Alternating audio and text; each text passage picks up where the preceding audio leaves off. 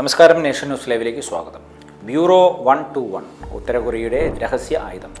ഉത്തര Korean രഹസ്യാന്വേഷണ ഏജൻസിയായ Reconnaissance general bureau അഥവാ RGBയുടെ കീഴിൽ പ്രവർത്തിക്കുന്ന കുപ്രസിദ്ധമായ ഒരു സൈബർ യുദ്ധ വിഭാഗമാണ് ബ്യൂറോ 121. ലോകമെമ്പാടുമുള്ള ഗവൺമെൻറ്റുകൾക്കും സാമ്പത്തിക സ്ഥാപനങ്ങൾക്കും വലിയൊരു ഭീഷണിയാണ് ഈ ഹാക്കിംഗ് സംഘം. ഉത്തര കൊറിയയുടെ ഏറ്റവും ശക്തമായ ആയുധങ്ങളിൽ ഒന്നായി കണക്കാക്കപ്പെടുന്നതും ഇവരെയാണ്. 1998 കിം ജോങ് ഇല്ലിൻ്റെ ഭരണകാലത്താണ് ബ്യൂറോ 121 രൂപീകരിക്കപ്പെട്ടത് എന്ന് കരുതപ്പെടുന്നു. തുടക്കത്തിൽ ദക്ഷിണ കൊറിയയെ നിരീക്ഷിക്കുവാനും സൈബർ ആക്രമണങ്ങൾ നടത്തുവാനും ലക്ഷ്യമിട്ടായിരുന്നു ഇതിൻ്റെ പ്രവർത്തനം. എന്നാൽ പിന്നീട് കിം ജോങ് ഉൻ അധികാരത്തിൽ വന്നതോടുകൂടി ഈ വിഭാഗത്തിൻ്റെ ശക്തിയും വ്യാപ്തിയും വർദ്ധിച്ചു.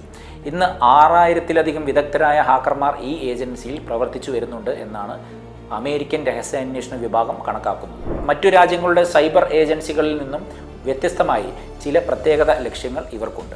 അന്താരാഷ്ട്ര ഉപരോധങ്ങൾ കാരണം സാമ്പത്തികമായി തകർന്ന ഉത്തര കൊറിയൻ ഭരണകൂടത്തിന് പണം കണ്ടെത്തുക എന്നതാണ് ഇവരുടെ പ്രധാനപ്പെട്ട ലക്ഷ്യങ്ങളിൽ ഒന്ന്.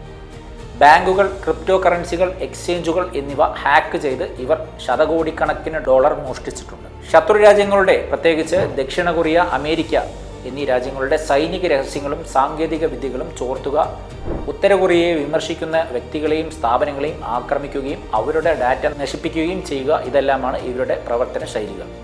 ബ്യൂറോ 121 നിരവധി ഉപവിഭാഗങ്ങളായി തിരിഞ്ഞാണ് പ്രവർത്തിക്കുന്നത്. ലാസറസ് ഗ്രൂപ്പ് ബ്യൂറോ 121 ഏറ്റവും അപകടകരമായ സംഘമാണിത്. വൻകിട സൈബർ ആക്രമണങ്ങൾക്കും സാമ്പത്തിക തട്ടിപ്പുകൾക്കും പിന്നിൽ പ്രവർത്തിക്കുന്നത് ഇവരാണ്. ബ്ലൂ നോറോഫ് സാമ്പത്തിക സ്ഥാപനങ്ങളെ ലക്ഷ്യം വയ്ക്കുന്ന പ്രത്യേക സംഘമാണിത്. ബാങ്കുകളുടെ സ്വിഫ്റ്റ് നെറ്റ്വർക്കുകളിലും ക്രിപ്റ്റോ കറൻസി പ്ലാറ്റ്ഫോമുകളിലും നുഴഞ്ഞുകയറുന്നതിൽ ഇവർ വിദഗ്ധരാണ്. ആൻഡ്രിയൽ ദക്ഷിണ കൊറിയൻ സ്ഥാപനങ്ങളെയും ഗവൺമെൻറ് വെബ്സൈറ്റുകളെയും പ്രധാനമായും ലക്ഷ്യം വയ്ക്കുന്ന സംഘമാണിത്. ബ്യൂറോ 121 നടത്തിയ ചില കുപ്രസിദ്ധമായ ആക്രമണങ്ങൾ ഇവയെല്ലാമാണ്.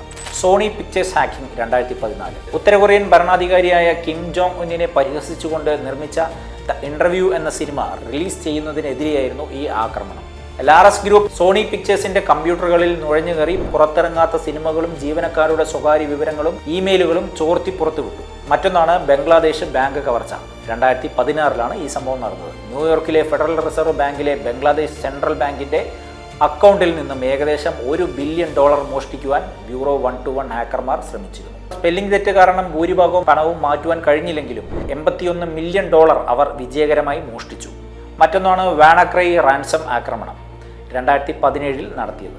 ലോകമെമ്പാടുമുള്ള 150-ലധികം രാജ്യങ്ങളിലെ ലക്ഷക്കണക്കിന് കമ്പ്യൂട്ടറുകളെ ബാധിച്ച ഒരു വലിയ സൈബർ ആക്രമണമായിരുന്നു ഇത്.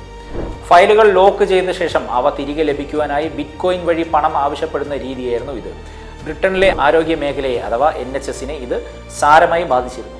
ഉത്തര കൊറിയയിലെ ഏറ്റവും മിടുക്കരായ വിദ്യാർത്ഥികളെ ചെറുപ്പത്തിൽ തന്നെ കണ്ടെത്തിയാണ് ബ്യൂറോ 121 തിരഞ്ഞെടുക്കുന്നത്.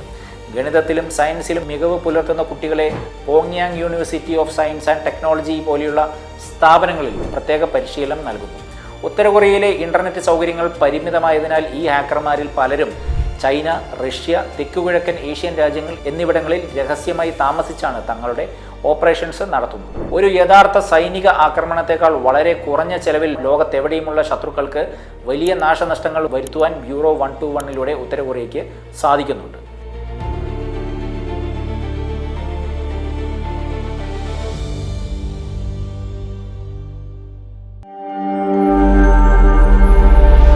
നാഷൻ ന്യൂസ് ലൈവ്, സത്യം, ചരിത്രം, വർത്തമാനം.